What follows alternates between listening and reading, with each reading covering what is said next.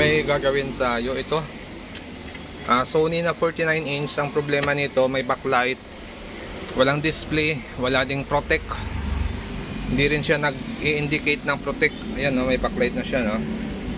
Yan. Tapos sukat tayo dito ng supply sa ating T-Con. So meron tayong 12.9. So ito 3.3. So wala tayong masukat, wala siyang 3.3. yun. So walang 3.3. Maaring sira yung T-Con or may problema sa load side.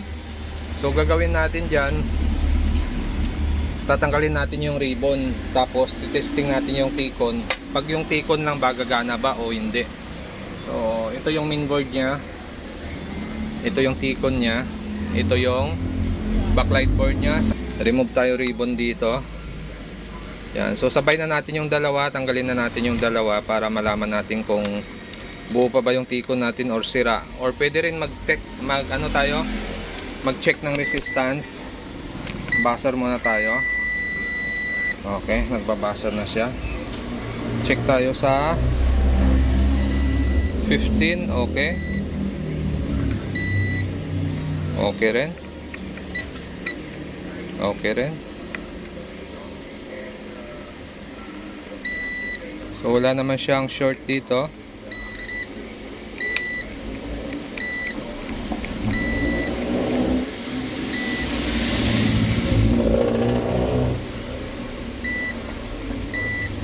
Okay, wala din naman siyang short.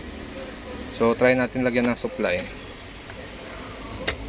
Ayan, supplyan natin, tapos magsukat tayo ng DC to DC natin. Volts DC. Check natin yung 3.3 natin. Okay, meron siya 3.3. So nagkaroon siya ng 3.3 nung tinanggal natin yung ribbon. So check natin kung mayroon siyang BGH. Okay, meron siyang BGH. Yun, no? 28. Tapos yung BGL natin negative 7. Okay, meron siya. So maaring may problema, no? Try natin kabit yung isang ribbon. Isa lang muna.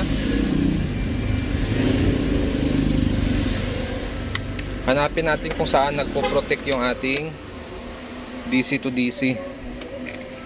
So check natin BGH natin dito kung mayroon. Okay, meron siya, oh. May BGH siya. So ibig sabihin yan, itong problema, no? Itong isang ribbon. Tanggal natin. Yan, tanggalin natin to. Tapos kabit natin tong isa.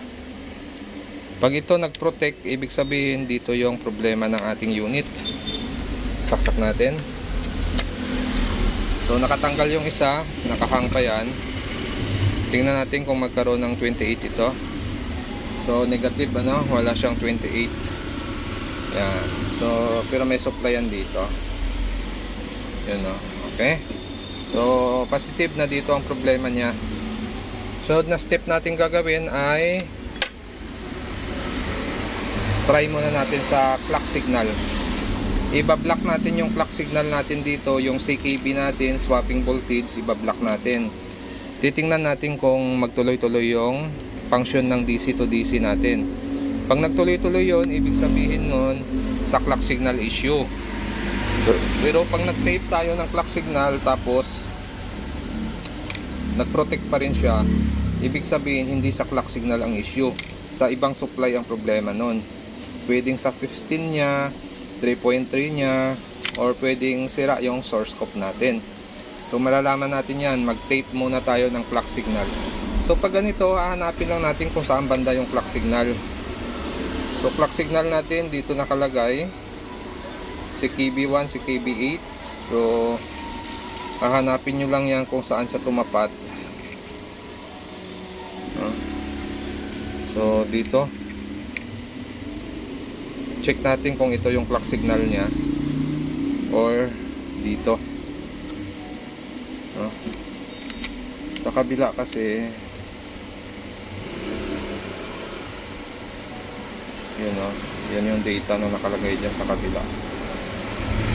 Pagdating dito wala rin. So hindi pa tayo sure kung saan banda yung clock signal. ay magte-tester tayo.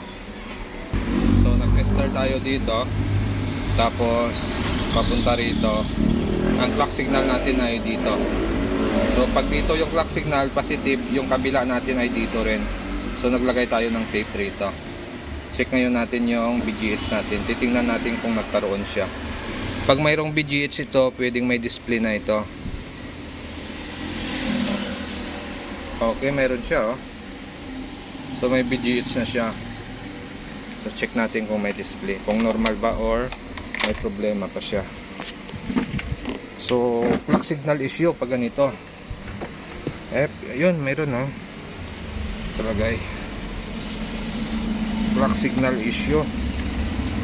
Okay. So positive na clock signal issue dahil gumana na siya. So positive na dito ang problema, no? So nag-tape tayo diyan, bali yan yung tinape natin para sa circuit ng clock signal natin. Okay? So yung display niyan ay ganito na. Yan. Meron na siyang display. At wala naman siyang hairlines, walang spot. Okay pa siya.